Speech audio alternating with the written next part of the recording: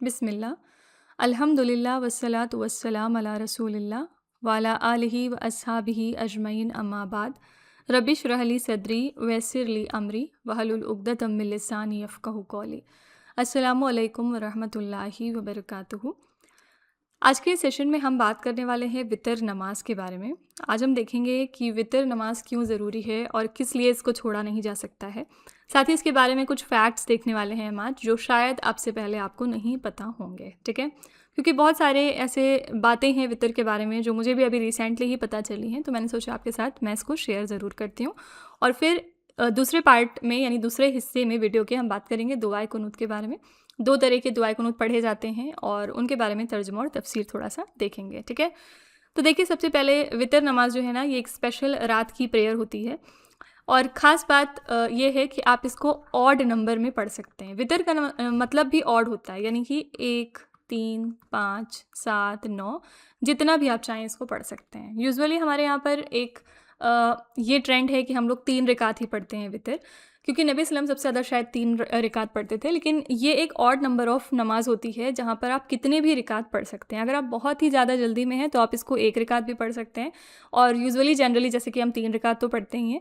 अगर आपकी ताकत है, अगर आपकी इस्तिताअत है, तो आप 5, 7, 9, 11, 13, 15 ऐसे करके कितनी भी ऑड नंबर ऑफ़ यूनिट्स पढ़ सकते हैं, ठीक है। तो ये एक बात थी जो मुझे अब तक नहीं पता थी। मैं हमेशा समझती थी कि वितर में 3 रिकात होती है, लेकिन ऐसा नहीं है, ठीक है। दूसरी इंपॉर्टेंट बात यह है कि ये जो नमाज है ना, ये ईशा का हिस्सा नहीं है। हम लोग ईशा में जो 17 रकात कहते हैं कि लास्ट में 3 वितर और 2 नफिल जो ऐड करते हैं। देखिए, कोई भी जो नमाज है, जैसे हम लोग फ़जर से लेकर अगर बात करें, फ़जर में जो 2 फ़र्ज़ है वो इंपॉर्टेंट है, ठीक है। ज़ोहर में हम बात करेंगे तो ज़ोहर में 4 फ़र्ज़, इसी तरह असर में 4 फ़र्ज़, मगरिब में 3 फ़र्ज़ और इशा में 4 फ़र्ज़, ठीक है। ये आपकी मैंडेटरी यूनिट्स हो गई, ठीक है। यानी कि अगर सपोज़ किसी के पास बिल्कुल भी टाइम नहीं है तो वो इन मैंडेटरी यूनिट्स पर काम करे, सिर्फ इतना ही पढ़ना स्टार्ट करे। या फिर जैसे कोई नया शुरू करता है नमाज़ पढ़ना, तो वो स्टार्टिंग में सारी रिकातें पढ़ना उसके लिए पॉसिबल नहीं होता, नहीं तो वो डीमोटिवेट होने लगता है। तो स्टार्टिंग में वो यहाँ से शुरू कर सकता है, ठीक है। लेकिन बाद में क्या होता है कि जैसे हम लोग कहते हैं कि ज़ोहर में अब 4 सुन्नत भी तो आगे लगती है, फिर अब बाद में 2 सुन्नत लगती है, 2 नफिल लगते हैं।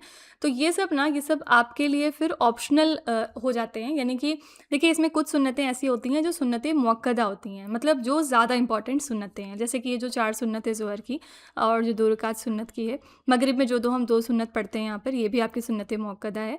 और इशा में जो हम लोग 2 सुन्नत पढ़ते हैं, ये भी आपके सुन्नत मुअक्कदा है। तो ये वाली जो सुन्नतें हैं, ये आपको फिर इसके बाद नेक्स्ट स्टेप होता है। फ़र्ज़ को जब आप रेगुलरली पढ़ने लगते हैं ना, तो फिर आप सुन्नत मुअक्कदा पर काम करते हैं। इनको फिर अपनी ज़िंदगी में अच्छे तरीके से कंसिस्टेंटली पढ़ना शुरू करिए, ठीक है। और जब ये सुन्नत मुअक्कदा भी आप पढ़ने लग गए, तो फिर जो दूसरी सुन्नतें जो छूट रही हैं आपकी नॉन मुअक्कदा, आप उन पर फिर काम करिए, उनको भी इम्प्लीमेंट करिए और फिर लास्ट में आप नफिल भी ऐड कर सकते हैं, ठीक है। तो यहाँ पर हम बात कर रहे थे कि जो हम कहते हैं कि वितर जो है वो ईशा का हिस्सा है, तो नो, वो ईशा का हिस्सा नहीं है, ठीक है। वो एक सेपरेट नमाज है, लेकिन उसका जो टाइम है ना, वो ईशा की नमाज के जस्ट बाद स्टार्ट हो जाता है और उसका टाइम कब तक रहता है? फजर तक टाइम रहता है। यानी जो वितर है ना, आप उसको ईशा से लेके फजर के बीच में कभी भी पढ़ सकते हैं। ज़रूरी नहीं कि आप उसको ईशा की नमाज के साथ लगा के पढ़ें, ठीक है। और ज़्यादा प्रेफरेबल ये होता है कि आप उसको फजर के पहले पढ़ें, यानी तहज्जुद के टाइम जो इंसान उठते हैं ना, जो लोग भी तहज्जुद पढ़ते हैं रेगुलरली, तो वो तहज्जुद के टाइम उठकर पहले वितर अदा करें और उसके बाद तहज्जुद पढ़ें। ये जो है ज़्यादा प्रेफरेबल माना गया है। तो क्योंकि ज़्यादातर जो हम लोग हैं ना, वो नहीं कर सकते ऐसा। हम लोग अगर ऐसा सोच के सोएंगे कि हम लोग सुबह के टाइम वितर पढ़ेंगे, तो मोस्ट प्रोबेबली हमारी वितर डेली ही छूट जाएगी। तो अल्लाह ताला ने सहूलियत के लिए उसको इशा के साथ जोड़ कर पढ़ने को कहा है, मतलब पढ़ सकते हैं, इसकी इजाज़त दी है, ठीक है। तो यही रीज़न है कि हम लोग वितर को इशा के साथ लगा के पढ़ते हैं। लेकिन ये जानना आपके लिए ज़रूरी है कि वितर इशा का हिस्सा नहीं है, बल्कि वो एक सेपरेट नमाज है जो फजर और इशा के बीच में पढ़ी जाती है, ठीक है। तो दूसरी ये इंपॉर्टेंट बात हो गई जो मुझे अभी तक नहीं पता थी, बट यस, अब इंशाल्लाह हम लोग इसको जान गए हैं, ठीक है। थर्ड बात ये हो गई कि ये जो नमाज है ना, ये सुन्नत नहीं है, ये वितर एक सेपरेट नमाज होती है। लेकिन प्रॉफिट मोहम्मद सल्लल्लाहु अलैहि वसल्लम ने इसको हाईली रिकमेंड किया है कि ये जो नमाज है ना, ये छूटनी नहीं चाहिए।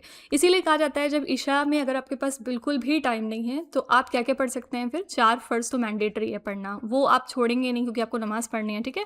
फिर 2 सुन्नत कहा जाता है पढ़िए, क्योंकि ये सुन्नत मुअक्कदा होती है। और फिर तीसरा जो इसमें ऐड होता है वो है 3 वितर। तो ये मिनिमम नमाज होती है अगर आपके पास बिल्कुल भी टाइम नहीं है तो, ठीक है। तो वितर किसी भी सूरत आपकी छूटनी नहीं चाहिए। जिस तरह से हम लोग फ़जर की 2 सुन्नत पे बहुत ज़्यादा काम करते हैं, जो 2 सुन्नत है वो नहीं छोड़नी चाहिए, उसी तरह से ये वितर भी आपकी नहीं छूटनी चाहिए, ठीक है? तो आई होप कि ये कुछ बातें थीं वितर के बारे में जो अब आपने समझ ली होंगी। और अब हम इसके मोस्ट इम्पॉर्टेंट पार्ट पर चलेंगे, जो कि है दुआए कुनूत। दुआए कुनूत पढ़ना लाज़मी है वितर की नमाज़ में। 3rd रकात में हम इसको पढ़ते हैं दुआए कुनूत को, और ये 2 तरह की दुआएँ हैं। आइए हम इनको एक बार देख लेते हैं। पहली दुआ ये वाली हो गई और दूसरी दुआ है ये वाली, ठीक है? तो इसकी थोड़ी-सी हम लोग तफ़सीर देखेंगे, तर्जुमा देख लेते हैं एक बारी। देखिए, मैं अपने बहुत सारे वीडियोज़ में आपको बार-बार कह चुकी हूँ कि आप नमाज़ में जो भी कुछ पढ़ा करें ना, उसका मतलब सीखने की कोशिश करिए। कम से कम उसका मतलब याद करिए, जिससे कि आपका जो कनेक्शन है नमाज़ में वो बेहतर हो सके। कभी भी आप देख सकते हैं, जैसे कोई सपोज़ लैंग्वेज है, फॉर एग्ज़ाम्पल आप फ्रेंच खोल के बैठ जाइए। अब आप उसको रीड करते रहिए, 100 बार रीड करिए, कोई मतलब नहीं, आपको सही नहीं समझ आ रहा कि उसमें क्या लिखा है, तो एक टाइम के बाद आप बोर होने लगेंगे उस चीज़ से, क्योंकि आपको पता ही नहीं है कि वो है क्या। जैसे आपने फ्रेंच खोली, कोई लैंग्वेज है जो आपको नहीं आती है, तो वो फिर धीरे-धीरे आपको इरिटेशन कॉज़ करने लगेगा। और सपोज़ आपको कोई रोज़ ये काम दे दे कि आपको रोज़ जो है बैठ के और 10 पन्ने फ्रेंच के पढ़ने हैं, तो फिर ये आपको एक भारीपन इसमें लगेगा कि भाई कुछ समझ ही नहीं आ रहा, पढ़ें क्या, चलो पढ़ लेते हैं, अब अगर काम मिला है तो उसको बस किसी तरह से निपटाना है। तो वही चीज़ हमारा नमाज के साथ होता है, क्योंकि हमें पता ही नहीं है कि हम इसमें पढ़ क्या रहे हैं, हम इसमें कह क्या रहे हैं। जबकि वो जो आपका टाइम था ना, वो कनेक्शन बनाने का टाइम था। आप उसमें अपने रब के सामने खड़े हैं और आप उससे बहुत सारी बातें कह रहे हैं उनसे, और आपको चाहिए कि आप जो आप पढ़ रहे हैं ना, उसका मतलब समझें, ताकि जो उसमें खुशू है, खुजू है, वो डेवलप हो सके आपकी नमाज़ में, और आपकी नमाज़ बहुत ही खूबसूरत हो सके। इससे होगा क्या, सबसे पहले तो आपकी बोरियत दूर होगी कि आप जो बस रट्टे के जैसा पढ़ते रहते हैं और बस किसी तरह निपटाने की कोशिश करते हैं ना, ये चीज़ पहले ख़त्म होगी। दूसरी बात ये है कि जब ये चीज़ ख़त्म हो जाएगी, तो फिर आपको फ़ील होगा कि जब आप क्या कह रहे हैं, किससे कह रहे हैं, तो उससे आपके दिल में एक जज़्बा पैदा होगा, आपके रब के लिए मोहब्बत डेवलप होगी। और फिर जब धीरे-धीरे आप और वर्क करेंगे अपनी नमाज़ पे, जैसे सजदे में जब इंसान जाता है तो सबसे ज़्यादा क्लोज़ होता है अपने रब के, तो फिर वहाँ अपनी दुआएँ माँगना शुरू करेंगे। फिर धीरे-धीरे वो जब रिलेशनशिप डेवलप होने लगता है ना, तो फिर आपको हर बार अगली नमाज़ का वेट रहेगा, क्योंकि आपको एक तरह से आपका अपॉइंटमेंट है किसी ऐसे के साथ जो आपको सबसे ज़्यादा समझता है, किसी ऐसे के साथ जो सबसे ज़्यादा आपकी मदद करने पे कादिर है, तो आपको फिर अच्छा लगेगा नमाज़ पढ़ने में। तो इसलिए अपनी नमाज़ को बेहतर बनाइए, और आपको तो पता है कि वैसे भी नमाज़ से भागा नहीं जा सकता, बचा नहीं जा सकता है। सबसे पहला जो हिसाब किताब है नमाज़ का है, तो फिर क्यों ना इसके ऊपर काम किया जाए आज, क्यों इसको बोझ समझा जाए, क्यों इसके ऊपर मेहनत ना की जाए, आप खुद ही सोचिए, राइट? तो इसलिए ज़रूरी है कि आप नमाज़ में जो भी कुछ पढ़ते हैं उसका मतलब पहले समझिए, पढ़िए, उसके बारे में और ज़्यादा जानने की कोशिश करिए, जिससे कि आपकी नमाज़ बेहतर हो सके, ठीक है? तो दुआए कुनूत क्योंकि हम लोग वितर में पढ़ते हैं, तो इसका मतलब आइए एक बार समझ लेते हैं कि हम इसमें क्या पढ़ते हैं। देखिए, सबसे पहले दुआए कुनूत में ना, ये वाली जो दुआ है अल्लाहुम्मा इन्ना नस्तईनुका, इसमें हम बहुत ही बड़े-बड़े दावे करते हैं अल्लाह ताला के साथ। रोज़ हम लोग इसको पढ़ते हैं, लेकिन क्या हम समझते हैं कि असल में हम क्या कह रहे हैं अल्लाह ताला से? तो इसमें हम लोग सबसे पहले स्टार्टिंग में कई तरह के दावे करते हैं। आइए देखते हैं हम लोग कौन-कौन से बड़े-बड़े दावे कर रहे हैं। सबसे पहले हम कहते हैं अल्लाहुम्मा, ए हमारे अल्लाह, इन्ना नस्तईनुका। इन्ना जो है ना, ये अरबी ज़बान में बहुत ही ज़्यादा एम्फसाइज़ करने के लिए किसी चीज़ को आता है, एक तरह से ज़ोर देने पर, यकीनन, बिल्कुल, ठीक है? इसमें कोई शक ही नहीं है। इन्ना हम लोग तब यूज़ करते हैं। तो सबसे पहले हमने कहा इन्ना, कि मतलब बेशक, अब जो मैं आगे कहने वाली हूँ ना, अल्लाह ताला, इसमें कोई शक नहीं है मेरी तरफ से, मैं बिल्कुल 100% इसको कहने जा रही हूँ, 100% ये मेरे दिल से निकल रहा है। और वो अलग बात है कि अभी आपको इसका मतलब ही नहीं पता, ऑल्दो आप इस चीज़ को डेली अपने रब से कह रहे हैं, लेकिन आपको इसका मतलब ही नहीं पता। How strange it is. Anyways, अल्लाहुम्मा, ए अल्लाह, इन्ना, बेशक, नस्तईनुका, कि हम तुझसे मदद चाहते हैं, कि बेशक हम तुझसे मदद चाहते हैं, वनस्तगफिरुका, और हम तुझसे बख्शीश मांगते हैं।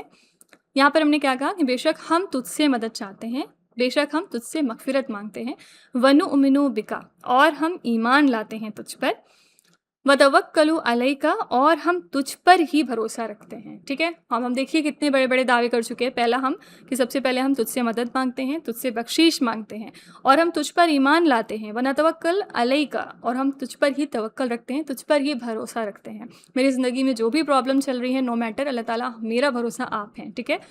वनुस्नी अलैकल खैर, इसका क्या मतलब हो गया? और तेरी बहुत ही अच्छी तारीफ़ करते हैं, ठीक है? वनशकुरुका, अब इसका मतलब क्या है? कि हम तेरा शुक्र अदा करते हैं, वला नकफुर, और तेरी नाशुक्री नहीं करते। अब इसके बाद जो हम लोग एक दावा करेंगे, वो बहुत ही बड़ा दावा है, एंड आई डोंट थिंक इस दावे पे हम में से कोई भी खरा उतरता है। हम क्या कहते हैं? वनखलऊ वनत्रुका मन यफजुरक। मतलब क्या हो गया इसका? कि मतलब हम अलग करते हैं, छोड़ते हैं, वनत्रुक और हम तर्क करते हैं, सेपरेट करते हैं, मैं यफ़जरक मतलब उसको जिसको जो कि तेरी नाफ़रमानी करे। तो अब आप बताइए कि हम में से कितने सारे ऐसे लोग हैं, हमारे रिश्तेदार हैं या हमारे जानने वाले हैं, जो बहुत सारे ऐसे लोग हैं जो अल्लाह ताला की खुलेआम नाफ़रमानी कर रहे हैं। तो क्या हम उनके साथ अपना रिश्ता ख़त्म करते हैं? क्या हम उनके साथ अपने रिश्ते ओवर कर दिए? तो इतना बड़ा दावा करने के बाद हम लोग क्या कर रहे हैं? ये सोचने की बात है, राइट? फिर हम कहते हैं अल्लाहुम्मा ए हमारे अल्लाह, इय्याका नअबुदु हम सिर्फ़ तेरी इबादत करते हैं। अब ये भी बहुत ही बड़ा दावा है कि यहाँ पर सिर्फ़ तेरी इबादत करते हैं। हम किसी और की इबादत नहीं करते, हम किसी भी मज़ार वालों से नहीं माँगते, हम किसी भी पीर-बुज़ुर्ग से नहीं माँग रहे, हम सिर्फ़ तेरी इबादत कर रहे हैं। वलका नुसल्ली और हम सिर्फ़ तेरे लिए नमाज़ पढ़ते हैं, ठीक है? हम में से बहुत सारे ऐसे लोग भी होते हैं जो नौज़ुबिल्लाह कई बार दिखावे के चक्कर में पढ़ लेते हैं नमाज़ कि शायद उनकी इस महफ़िल में अगर वो नमाज़ पढ़ेंगे तो शायद उनकी वाहवाही हो जाएगी। और कई बार हम जैसे कोई खड़ा है तो सजदा लंबा करने लगते हैं दिखाने के लिए, तो ये सब भी मतलब सोचना चाहिए रुक के थोड़ा-सा। वलका नुसल्ली हम सिर्फ़ तेरे लिए नमाज़ पढ़ते हैं, सिर्फ़ तेरे लिए, ठीक है? वनस्जुदु और हम तेरे लिए सजदा करते हैं। व इलैका नस्अ ये नस्आ का जो वर्ड है ना, ये सही से, सही का मतलब होता है भागना। आप जब उम्रा जाते हैं तो वहाँ पे भी आप सही करते हैं। व इलैका नस्आ और हम सिर्फ़ तेरी तरफ ही भागते हैं, सिर्फ़ तेरी तरफ ही दौड़ते हैं। अल्लाह जब मेरे ऊपर परेशानी आती है तो हम तेरी तरफ दौड़ते हैं, तेरी तरफ भागते हैं, तुझसे मदद माँगते हैं। आप देख रहे हैं एक बैक टू बैक हम लोग कितने बड़े-बड़े दावे कर रहे हैं कि अल्लाह ताला हम ऐसे करते हैं, ऐसे करते हैं। क्या वाक़ई हम ऐसा करते हैं? तो सबसे पहले तो इंसान इसका मतलब समझे कि वो कह क्या रहा है, और जो कह रहा है फिर उस पर अमल करने की कोशिश करे कि अगर हम इतनी बातें अल्लाह ताला से कह रहे हैं तो इसमें तो कुछ तो अपने अंदर इम्प्लीमेंट करें ना। अगर हम इतने बड़े-बड़े दावे अल्लाह ताला को कर रहे हैं तो क्या अल्लाह ताला को नहीं पता है कि हमारी ज़िंदगी में क्या चल रहा है या हम इसमें से कितने पर खरे उतर रहे हैं? तो इसलिए इंसान पहले इसका मतलब समझे और फिर उसको अपनी ज़िंदगी में भी इम्प्लीमेंट करे, बहुत ज़रूरी है, ठीक है? अदरवाइज़ इतने बड़े-बड़े दावे करके ये ना समझे कि अल्लाह ताला को उसका हाल नहीं पता, उसके दिल का हाल नहीं पता कि वो क्या कर रहा है और वो क्या कह रहा था। जो लोग भी कहने और करने में फ़र्क करते हैं उनके लिए कौन-सा वर्ड यूज़ होता है? मुनाफ़िक, ठीक है? तो इसलिए अल्लाह ताला बचाए हमें मुनाफ़िक वाली कैटेगरी से। जो हम कहें अल्लाह ताला करे कि हम उस पर अमल भी करें, ठीक है? फिर हम क्या कहते हैं? वनहफ़िदु वनरजू रहमतक और खिदमत के लिए हाज़िर होते हैं और तेरी रहमत के उम्मीदवार हैं, ठीक है? वनख़शा अज़ाबक और हम डरते हैं तेरे अज़ाब से, ठीक है? इन अज़ाबका बिलकुफ़्फ़ारि मुल्हक़ क्या मतलब हो गया? बेशक तेरा अज़ाब काफ़िरों के ऊपर बरहक है, यानी काफ़िरों को मिलकर रहेगा, काफ़िरों के लिए वो लाज़मी है, ठीक है? तो ये पूरा दुआए कुनूत का आपका तर्जुमा था एक तरह से। मैं आपको प्लीज़ रिक्वेस्ट करूँगी कि आप इसको एक बार याद करिए। बहुत ही ईज़ी वर्डिंग है। अल्लाहुम्मा में ए अल्लाह, इन्ना बेशक, नस्तईनुका हम तुझसे मदद माँगते हैं। तो आप इस तरह एक-एक वर्ड करके ना इसको पूरा याद करिए और अगली बार जब आप वितर में खड़े होंगे ना, तो फिर आप इस चीज़ को ध्यान में रखिएगा कि आप अल्लाह ताला से कितने बड़े-बड़े वादे कर रहे हैं, कितने बड़े-बड़े आप उनके आगे खड़े होकर दावे कर रहे हैं। तो इस चीज़ को ध्यान में रखिएगा, ठीक है? दूसरी दुआए कुनूत जो हमारी ज़्यादातर पब्लिक पढ़ती है वो कौन-सी है? ये वाली है। इसको भी पढ़ लेते हैं। दोनों ही जो ये दुआएँ हैं ना, ये नबी वसल्लम से साबित हैं, ठीक है? हज़रत उमर तो ज़्यादातर ये वाली दुआएँ पढ़ते थे और बाकी लेकिन अलग-अलग सहाबी से ये भी वाली दुआ भी साबित है। तो अगर आप इन दोनों में से कोई भी दुआए कुनूत पढ़ते हैं तो इट्स ओके। तो यहाँ पर हम क्या पढ़ते हैं? इसमें हम कोई ऐसा दावा नहीं करते, इसमें सिर्फ़ हम माँगते हैं, ठीक है? और वैसे भी अल्लाह ताला की रहमत बहुत ही वसी है। अल्लाह ताला से भर-भर के माँगना चाहिए, भर-भर के माँगना चाहिए बिल्कुल। कभी ये नहीं सोचना चाहिए कि हो सकता है कि नहीं हो सकता है या अभी तो ये माँगा था, फिर से माँगने लग जाएँ। कुछ भी नहीं सोचना है, बस जो दिल में आए ना बस माँगते रहा करिए। आप अपने औकात के हिसाब से मत माँगा करिए, ये देख के माँगा करिए कि देने वाला कितना दे सकता है, ठीक है? तो कभी भी अपनी दुआओं से नाउम्मीद ना होइए। और एक चीज़ जो सबसे ज़्यादा मोटिवेशन देती है दुआ के बारे में वो ये है कि जो भी दुआएँ आपकी यहाँ पे रह जाएँगी, इन केस नहीं मुकम्मल हो पाईं, मैंने एक छोटी-सी वीडियो भी बनाई थी, उसमें मैंने आपको बताया था कि 3 तरह से दुआएँ कबूल होती हैं। पहली तो ये हो गई कि आपने जो माँगा वो आपको मिल गया, ये सबसे निचला दर्जा है दुआ माँगने का, दुआ पूरी होने का, ठीक है? दूसरा दर्जा ये होता है कि आपने कुछ माँगा लेकिन आपको नहीं मिला, उसके बदले आपसे कोई मुसीबत हटा ली गई, ठीक है? और तीसरी जो दर्जा जो सबसे अज़ीम दर्जा है वो क्या है कि आपने कोई चीज़ माँगा और वो आपको नहीं मिली और उसके बदले आपकी कोई मुसीबत भी नहीं हटी। तो ऐसी दुआएँ ना ज़ख़ीरा बना के आपकी आखिरत के लिए रखी जाती हैं और फिर जब आखिरत में आप खड़े होंगे हशर वाले दिन, जब आपका जजमेंट डे आएगा, तो उस दिन आप देखेंगे कि भर-भर के नेकियाँ आपको दी जा रही हैं, भर-भर के अजर दिए जा रहे हैं, वो किस लिए होंगे? इसी दुआ के बदले होंगे। और जब लोग ये देखेंगे ना, तो लोग हसरत करेंगे काश दुनिया में उनकी कोई भी दुआएँ कबूल नहीं होती। उनको इतने अज़ीम और इतने बड़े-बड़े दर्जे मिलेंगे, इतनी बड़ी-बड़ी चीज़ें मिलेंगी, तो इसलिए अपनी दुआ से कभी मायूस ना हों। लॉस है ही नहीं, जो मिल जाए अच्छा है, जो नहीं मिला वो आखिरत के लिए जमा हो गया। तो बिल्कुल ये नहीं सोचना है कि ये माँगे या ना माँगे, और इन्नल्लाह अला कुल्ली शैइन क़दीर, अल्लाह ताला तो वैसे भी हर शय पे कादिर है। तो अपने हालात देखकर, अपने आज के सिचुएशन देखकर कुछ नहीं माँगना है, बस जो मन में आए माँगते रहिए। ये देख के माँगिए कि किससे आप माँग रहे हैं, वो हर चीज़ दे सकता है आपको, ठीक है? तो ये हमारा सेकंड नंबर की दुआ है। चलिए हम इसको भी देख लेते हैं क्विकली। अल्लाहुम्मा, ए मेरे अल्लाह, एहदिनी फ़ीमन हदैता, या अल्लाह मुझे हिदायत दे, उन लोगों में शामिल कर ले जिनको तूने हिदायत दी। कितनी प्यारी दुआ है। सबसे अजीम जो चीज़ है ना इस पूरी दुनिया की, वो क्या है? हिदायत, यानी गाइडेंस। और हम लोग इसको दिन दिन भर में कितनी ही बार मांगते हैं। जब हम पढ़ते हैं अल्हम्दुलिल्लाह नमाज में सूरह फातिहा, तो हम क्या पढ़ते हैं? इय्याका नअबुदु व इय्याका नस्तईन। ए अल्लाह, हम सिर्फ तेरी इबादत करते हैं और हम सिर्फ तुझी से मांगते हैं। और मांगते भी क्या हैं? अब अगर आपको इंडिविजुअल कह दिया जाए, ठीक है आप अपने मन मुताबिक मांग लीजिए जो आपको मांगना हो, तो आई डोंट थिंक कि हम में से कोई भी ऐसा होगा, या बहुत कम ही ऐसे लोग होंगे जो आखिरत मांगेंगे, राइट? हम में से, क्योंकि हर इंसान किसी न किसी परेशानी में मुलव्वस रहता है हर टाइम, क्योंकि ज़िंदगी का यही नाम है। और फिर होता क्या है, जब उससे कहा जाएगा कि आप कुछ मांगिए, तो वो अपनी उस प्रॉब्लम से रिलेटेड कोई ना कोई चीज़ मांग लेगा। किसी को सपोज़ अच्छी सैलरी चाहिए तो वो मांग लेगा, किसी की शादी नहीं हो रही है तो वो अपने लिए अच्छा रिश्ता मांग लेगा, ठीक है? किसी की कोई प्रॉब्लम चल रही है तो वो अपनी प्रॉब्लम को ख़त्म करने का ये चीज़ मांग लेगा। लेकिन क्या होगा ओवरऑल, कि एक टाइम के बाद ये सब चीज़ें यहीं पर रह जाएँगी, ये सब चीज़ें फ़ानी हैं, ठीक है? तो इंसान के लिए जो सबसे बड़ा ख़ज़ाना है वो क्या है? गाइडेंस। तो अल्लाह ताला ने यहाँ पर हमारे लिए इसीलिए चॉइस नहीं छोड़ा कि आप अपनी तरफ से मांगिए। अल्लाह ताला ने बता दिया कि तुमको क्या मांगना है। इय्याका नअबुदु व इय्याका नस्तईन के बाद इहदिनस सिरातल मुस्तकीम, कि अल्लाह ताला मुझे सीधा रास्ता दिखाइए, ये मांगना है, अल्लाह ताला ने बता दिया, ठीक है? क्योंकि इससे ज़्यादा कीमती कोई भी चीज़ नहीं है। अगर आपके पास हिदायत है, अगर आपके पास अल्लाह ताला की गाइडेंस है, तो आपके पास सब कुछ है फिर, ठीक है? फिर आपकी दुनिया भी संवर जाएगी, आखिरत भी संवर जाएगी। तो अल्लाहुम्मा दीनी, अल्लाह ताला मुझे हिदायत दे, फ़ीमन हदैता, उन लोगों में शामिल कर ले जिनको तूने हिदायत दी। व आफ़िनी, अल्लाह ताला मुझे आफ़ियत अता कर। फ़ीमन आफ़ैता, उन लोगों में शामिल कर ले जिनको तूने अपने अमान में रखा, जिनको तूने आफ़ियत अता की, ठीक है? फिर हम कहते हैं वतवल्लनी फ़ीमन तवल्लैता, या अल्लाह ताला मेरी सरपरस्ती कर, यानी मेरी सरपरस्त आप बन जाइए। फ़ीमन तवल्लैता, उन लोगों में शामिल कर लीजिए जिनकी आपने सरपरस्ती फरमाई, ठीक है? वबारिक ली फ़ीमा आतैता, यानी बरकत अता फरमा दे या मेरे अल्लाह उन चीज़ों में जो तूने मुझे अता की हैं, यानी ऑलरेडी जो आपने मुझे चीज़ें दी हैं ना, उसमें बरकतें अता फरमाई है, ठीक है? देखिए, वक्त में बरकतें होना, औलाद में बरकतें होना, आपके काम में बरकतें होना बहुत ही ज़रूरी है। लोग कमाते हैं बहुत पैसे, लेकिन कई बार उनके पैसों में बरकत नहीं रहती, पता ही नहीं चलता कब आया, कब गया, कहाँ खर्च हुआ। वहीं कुछ लोग ऐसे होते हैं जो कम कमाते हैं लेकिन उनके पैसों में बरकत होती है, राइट? इसी तरह से वक्त की बरकत होती है, काम की बरकत होती है, हर चीज़ में आप जो है बरकत मांगते रहा करिए अल्लाह ताला से। फिर है वकीनी शर्रा मा कज़ैता, कि अल्लाह ताला मुझे बचा लीजिए उन फैसलों के शर से जो तूने मेरे लिए किए, ठीक है? फ़इन्नक तक़ज़ी वला युक़ज़ा अलैक, इसका क्या मतलब हो गया? इसलिए कि तू ही फ़ैसला करता है और तेरे फ़ैसले के खिलाफ़ कोई फ़ैसला नहीं हो सकता। यहाँ पर भी हम देखिए कितना बड़ा ये इकरार कर रहे हैं कि अल्लाह ताला आपका ही फ़ैसला कुल्ली है, ठीक है? आपका फ़ैसला ही सब कुछ है, आपके फ़ैसले के आगे मेरी मर्ज़ी या किसी का फ़ैसला, किसी की मर्ज़ी कुछ नहीं चलता, ठीक है? इन्नहु ला यज़िल्लु मन वालैता, इसका मतलब क्या हो गया? कि बेशक वो ज़लील नहीं हो सकता। ये ज़िल्लु का मतलब ज़लील होना, वो ज़लील नहीं हो सकता मन वाले था जिसका तू वली बन गया, जिसका तू दोस्त बन जाए। वला याइज़ु मन आदैता, और वो शख्स इज़्ज़त नहीं पा सकता जिससे तू दुश्मनी कर ले, जिसके साथ तेरी अदावत हो जाए, ठीक है? तबारकता रब्बना व तआलैता, मतलब बहुत ही बाबरकत है तू ए मेरे रब, और वतालैता, और तू निहायत बुलंद है, ठीक है? यहाँ पर हमने लास्ट में तारीफ़ करके इस पूरी दुआ को कंक्लूड किया। तो आप देख सकते हैं कि ये भी एक बहुत ही प्यारी दुआ है, इसमें हम बहुत सारी चीज़ें मांग रहे हैं। तो आप इन दोनों में से जो भी दुआ अपनी वितर में पढ़ते हैं ना, उसका मतलब ज़रूर याद कर लीजिएगा, और अगली बार जब भी आप वितर पढ़ें तो उसको उसके मतलब के साथ पढ़ें, उसको समझ कर पढ़ें, और ये सोच के पढ़ें कि आप अपने रब के सामने खड़े हैं और आप ये उनसे कह रहे हैं, ठीक है? तो फिर आपकी जो नमाज है ना, उसकी कैफ़ियत ही डिफरेंट होगी और आप उस अल्लाह ताला को अपने बहुत करीब महसूस कर पाएंगे, ठीक है?